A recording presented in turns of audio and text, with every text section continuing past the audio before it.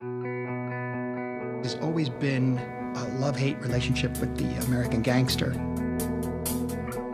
Greed, corruption, what happens when everything you want is at your feet?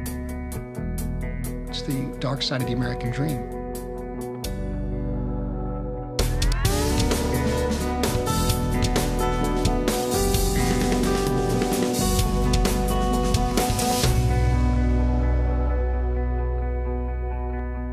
Boardwalk Empire is set in 1920 in Atlantic City. The series actually begins on the day Prohibition is enacted. Prohibition!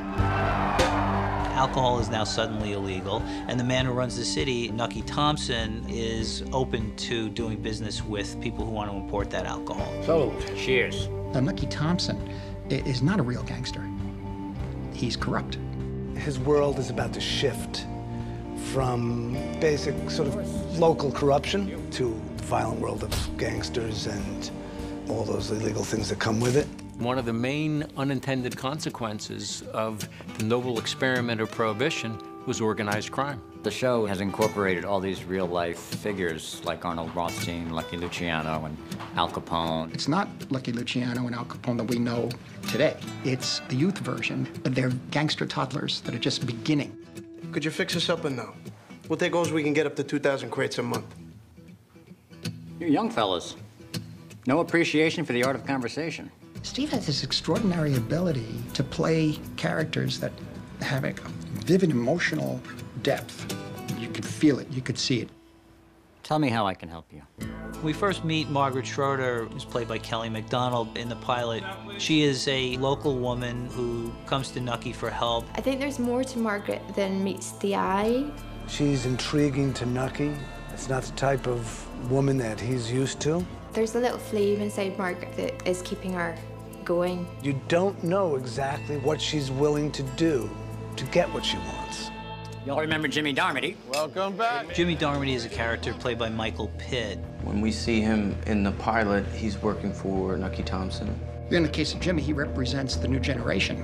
Again, the dark side of the American dream. He has no problem aligning himself with gangsters. That Nucky doesn't always approve of the way that Jimmy is going about it. Nobody move! This is a raid.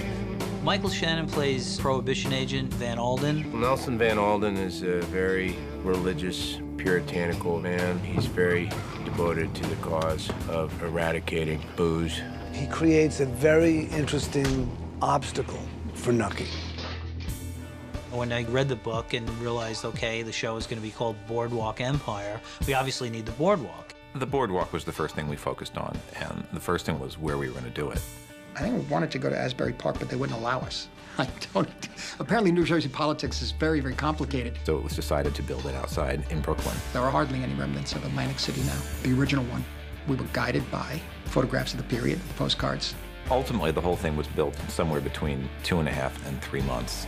When the sets are authentic, the wardrobe is incredible.